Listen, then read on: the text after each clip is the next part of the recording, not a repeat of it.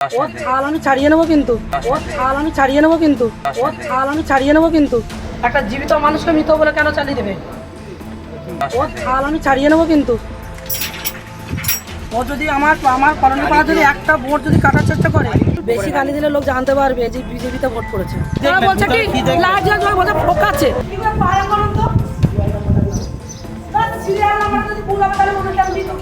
কত নম্বর বুথ এটা? আমরা দেখাবো, দেখতে আর পাচ্ছি না।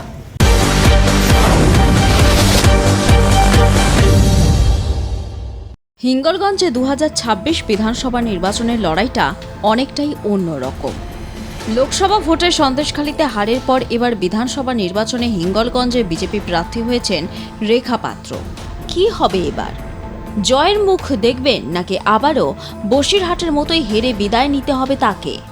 গোটা রাজ্যের ভোটাররাই এখন চোখ রেখেছেন এক্সিট পোলের দিকে। রাজ্যের মসনদে কে আসবে তা জানা যাবে সোমবার। তার আগে রেখার ভাগ্য কোন দিকে? এই মুহূর্তে সেই প্রশ্নেই মজে হিঙ্গলগঞ্জ। স্টিং ভিডিও ভাইরাল হতেই সন্দেশখালী তখন গর্জে উঠেছিল শাহজাহানের বিরুদ্ধে। শাহজাহানের বিরুদ্ধে নারী আন্দোলন সংগঠিত হয়, আর সেই আন্দোলনে প্রতিবাদের মুখ হয়ে যান রেখা পাত্র। সেই শুরু 2024 সালে বসিরহাট লোকসভা কেন্দ্রে প্রার্থী হন রেখা পাত্র।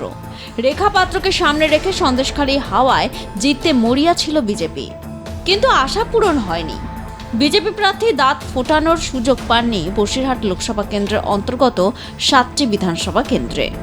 তৃণমূলের ধ্বজা উড়িয়েছিলেন হারোয়ার বিধায়ক হাজী নুরুল ইসলাম। হাজী নুরুল পান 8,37,000 ভোট, রেখা পাত্র পান 4,70,000 ভোট।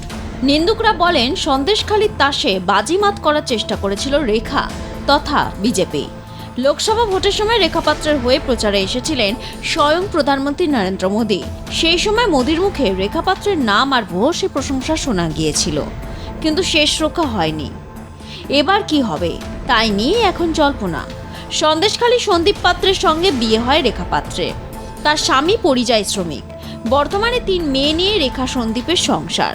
স্থানীয়দের কথায় রেখার পরিবার গতবারের মতো এবারও পাশে রয়েছে, আর সেই কারণে নিশ্চিন্তে রাজনীতির ময়দানে আরও একবার ভাগ্য পরীক্ষা করতে নেমে পড়েছেন রেখা পাত্র।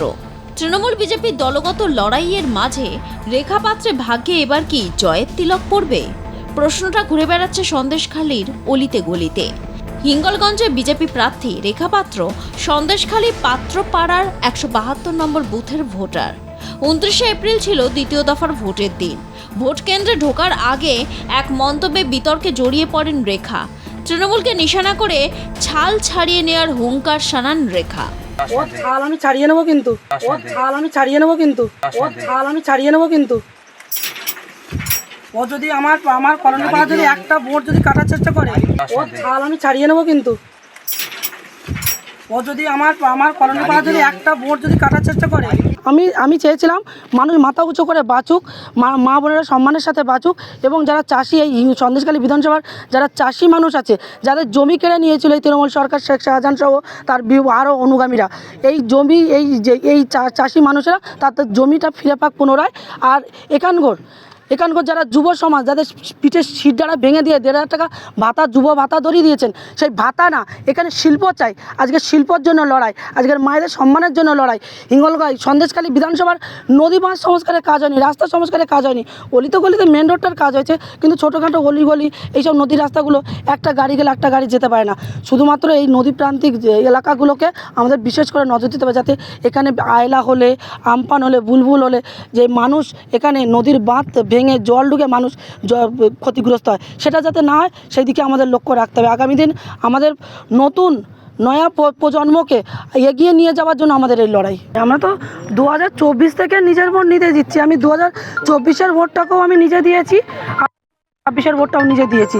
দিয়ে আমার এটা মনে হলো এই দুটো বছর, গত 24 সাল আর এই আমার বর্তমানে 26 সাল, এই দুটো বছর আমি নিজের গণতান্ত্রিক অধিকার আমি কোনো দলের উপরে ভরসা করে দিতে পেরে আমি নিজের দামি মনে করলাম যে নিজের স্বাধীনতা ফিরে পেয়েছি। এই প্রথম নয়, এর আগেও বিতর্কিত মন্তব্যে নাম জড়িয়েছিল রেখা পাত্রের। টিকিট পাওয়ার পর থেকে বিভিন্ন জায়গায় ভোটের প্রচার সারেন তিনি। সেই প্রচার করতে গিয়েই রেখার মুখে শোনা গিয়েছিল বুলডোজার মন্তব্য। ভোট প্রচারের সময় বুলডোজার চালিয়ে রক্তাক্ত করার হুঁশিয়ারি শোনা যায় বিজেপি প্রার্থীর মুখে। ভোটের দিনও রণংদেহী রূপে ধরা দেয় বিজেপি প্রার্থী। 2021 সালে বিধানসভা নির্বাচনে এই কেন্দ্র থেকে তৃণমূল কংগ্রেসের দেবেশ মণ্ডল লক্ষাধিক ভোট পেয়ে জয়ী হন। বিজেপি প্রার্থী নিমাই দাস 79,790 ভোট পান। বিজেপি প্রতিদ্বন্দ্বিতা গড়ে তুললেও প্রায় 25,000 মার্জিনে তৃণমূল এই আসনটি ধরে রাখে। বিজেপি গত নির্বাচনে ভোট বৃদ্ধি করলেও তৃণমূল এই এলাকায় শক্তিশালী অবস্থানে রয়েছে। তাদের দীর্ঘদিনের সংগঠন ও ভোট ব্যাংক বিজেপির জন্য তাই বড় চ্যালেঞ্জ।